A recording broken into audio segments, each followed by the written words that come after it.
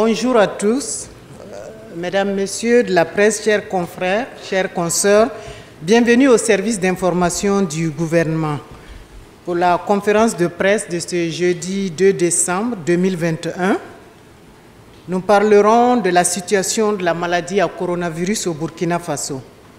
Les frontières terrestres et ferroviaires du Burkina Faso sont ouvertes depuis le 1er décembre.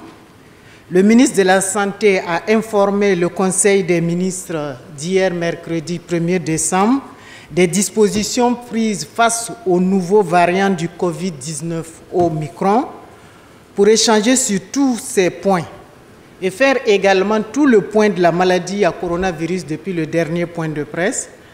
Nous recevons le ministre de la Santé, le professeur Charlemagne Ouédraogo, et le ministre des Transports, de la Mobilité urbaine et de la Sécurité routière, M. Vincent Mbidi Dabilgou. J'invite donc le professeur Charlemagne Ouédraogo pour la déclaration liminaire à cette conférence de presse. Bonjour mesdames et messieurs. Je voudrais saisir cet instant pour partager avec vous les informations relatives à la situation actuelle de la pandémie à la COVID-19, l'état des lieux de la vaccination et le dispositif sanitaire mis en place en accompagnement de la réouverture des frontières terrestres et ferroviaires. Je vous remercie pour votre participation à ce point de presse, mais aussi pour tout l'accompagnement dont le ministère de la Santé bénéficie dans le cadre de ces multiples actions.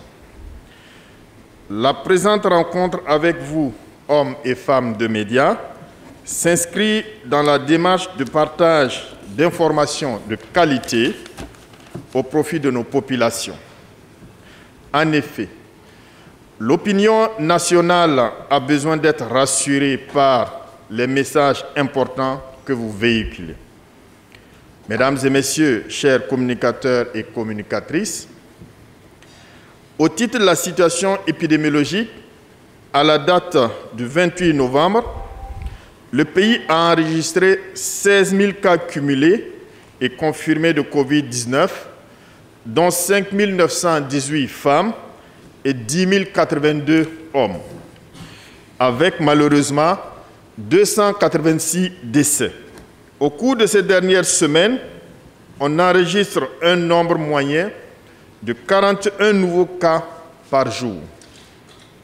Cela montre une recrudescence des cas dans notre pays et j'en appelle au renforcement du respect des mesures barrières à tous les niveaux, mais surtout l'engagement de tous pour la vaccination.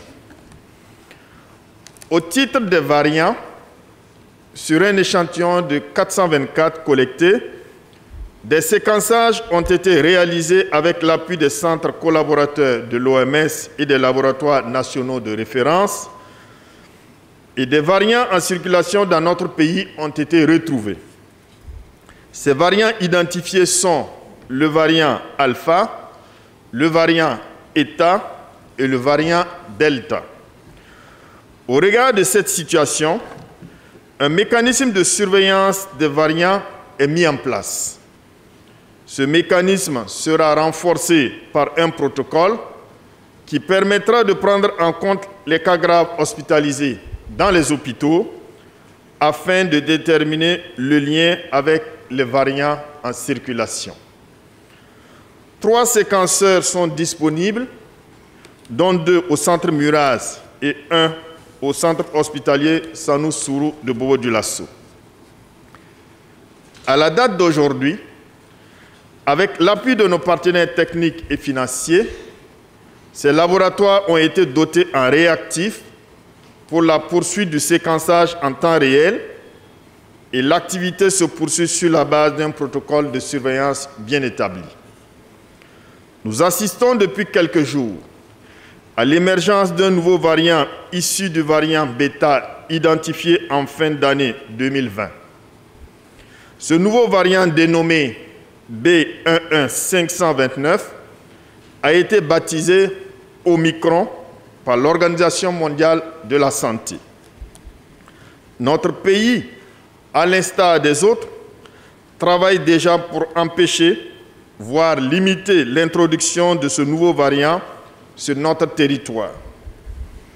L'ensemble des cas diagnostiqués font l'objet d'un suivi et d'une prise en charge adaptée selon l'évolution de la maladie. L'analyse des cas montre une augmentation des cas graves. En effet, du 1er septembre au 28 novembre, 289 cas graves ont été pris en charge dans nos hôpitaux.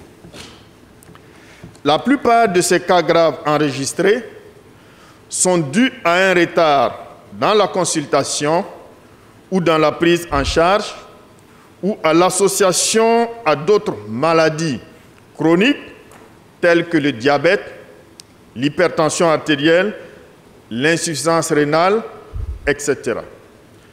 Par ailleurs, l'âge avancé, c'est-à-dire au-delà de 60 ans, était aussi un facteur à prendre en compte.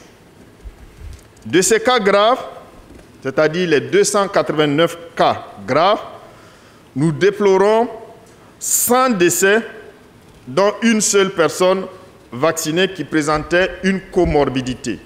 De tout ce qui précède, il apparaît clairement qu'on observe moins de personnes vaccinées faisant des formes graves ou décédant de la maladie. Au titre de la vaccination, notre pays a reçu, dans le cadre de l'initiative COVAX, qui est un mécanisme de facilité, dès le 31 mai, 222 800 doses de vaccins AstraZeneca, et la vaccination a effectivement commencé depuis le 2 juin 2021 avec ce type de vaccin. À la date d'aujourd'hui, le Burkina Faso offre un choix de vaccination composé de 4 types de vaccins. En plus de AstraZeneca, nous avons Johnson & Johnson, reçu le 27 juillet, 621 860 doses, et son administration a débuté depuis le 29 juillet. Le vaccin Sinopharm, reçu le 28 septembre, 1 074 000 doses, et son administration a débuté depuis le 15 octobre 2021. Et enfin, le vaccin Pfizer, reçu le 15 novembre, 1 107 980 doses et en attente de démarrage.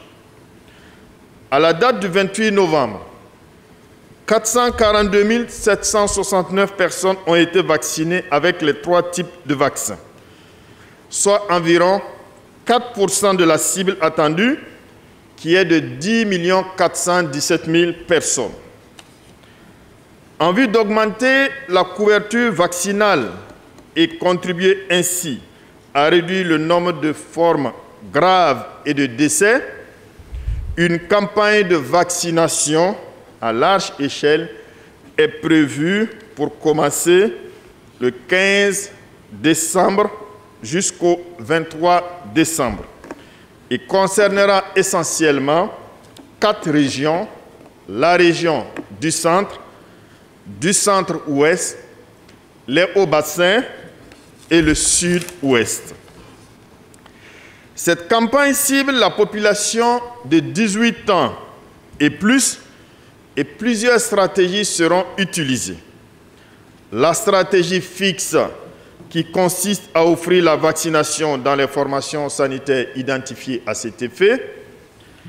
La stratégie avancée est celle de structure à structure, qui permettront aux agents vaccinateurs de rapprocher les prestations à la population dans les sites tels que les marchés, les établissements scolaires et supérieurs, les institutions publiques, les garnisons, etc. Au cours de cette campagne, des dispositions seront prises pour que toute personne vaccinée puisse recevoir les cartes de vaccination biométrique imprimées en temps réel. Et par ailleurs, les mêmes dispositions seront prises pour ceux n'ayant toujours pas reçu leur carte biométrique, qu'ils puissent les recevoir.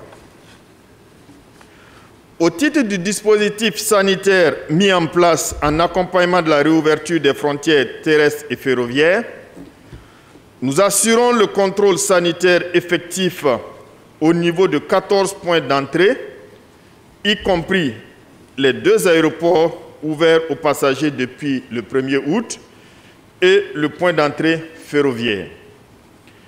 Dans le cadre des préparatifs de la réouverture des frontières terrestres et ferroviaires, des actions ont été réalisées.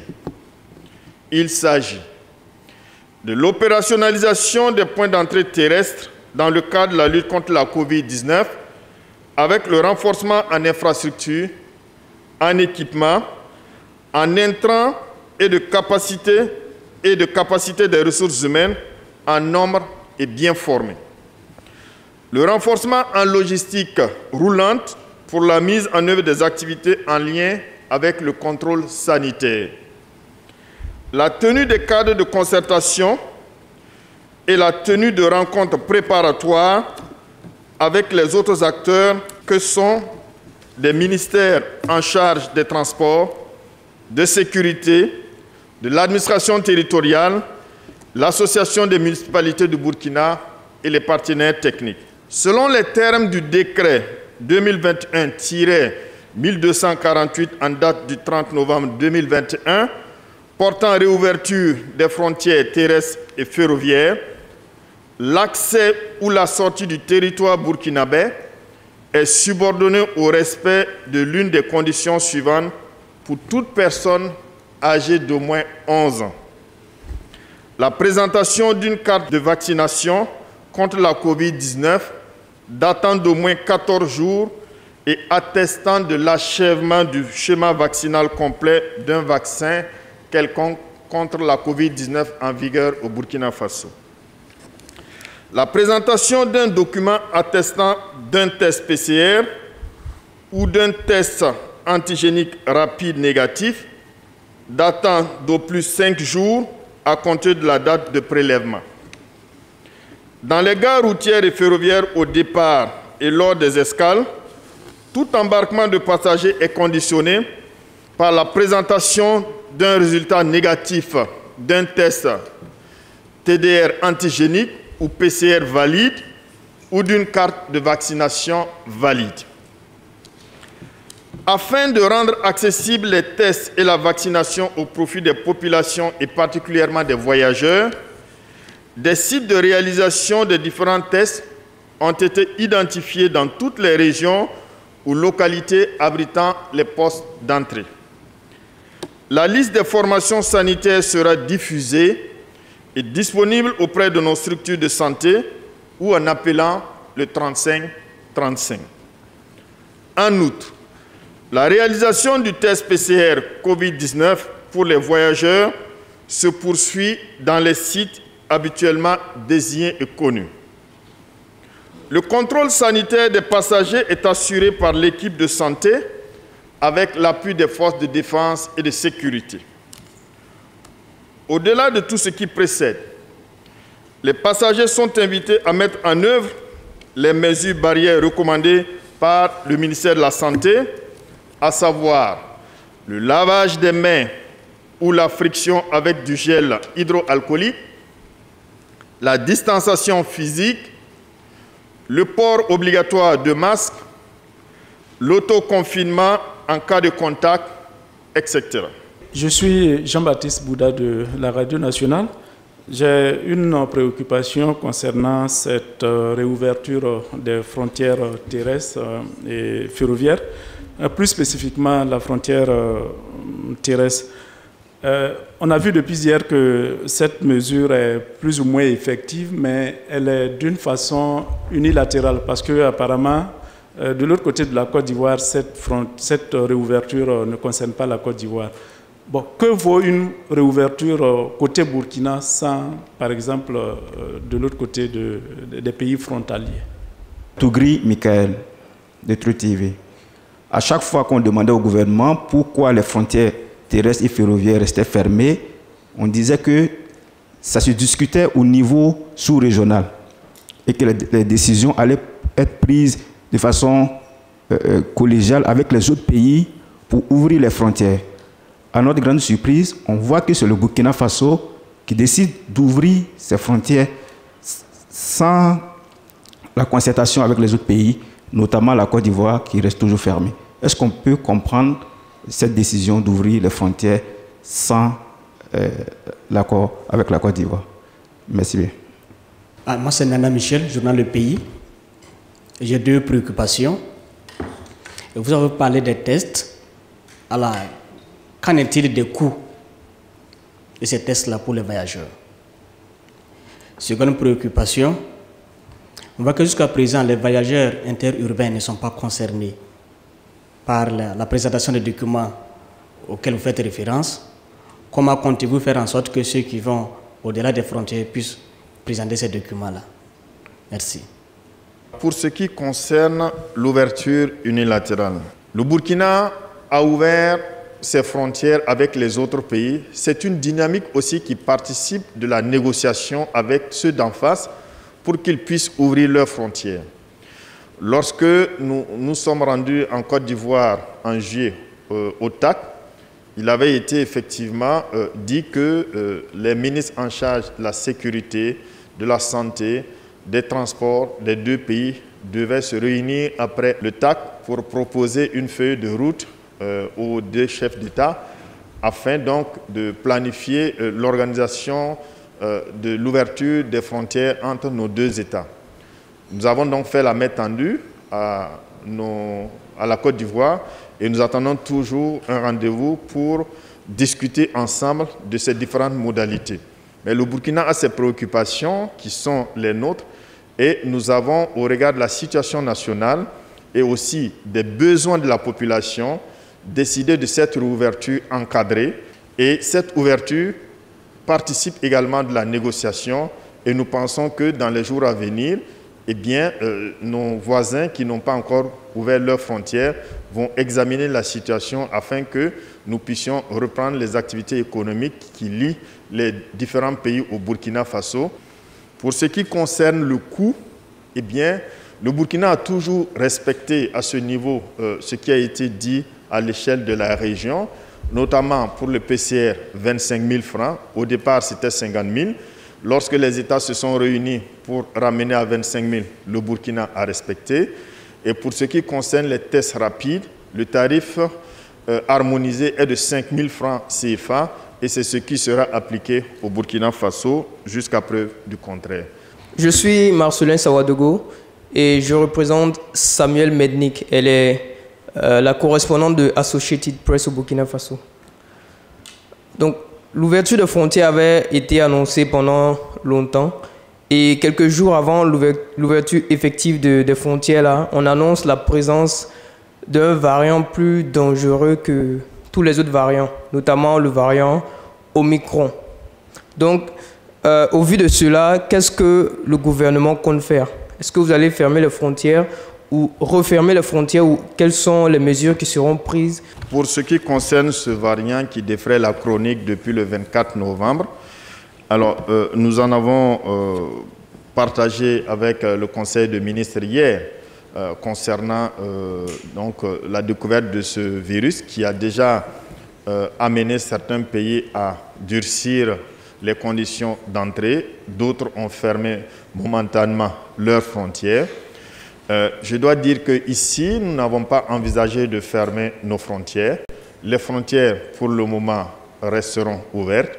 Nous allons renforcer la surveillance épidémiologique à travers des prélèvements selon une méthodologie qui nous permettra de nous assurer qu'il n'y a pas encore ce virus dans le pays.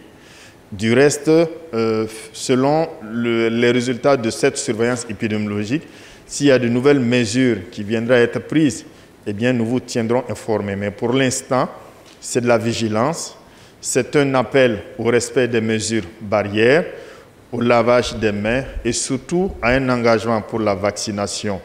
Ce sont ces mesures-là qui sont prises et le Conseil des ministres a instruit le ministère de la Santé de faire cette surveillance et de tenir le Conseil informé de la suite. Je suis Archimède Boy de BF1 Télévision.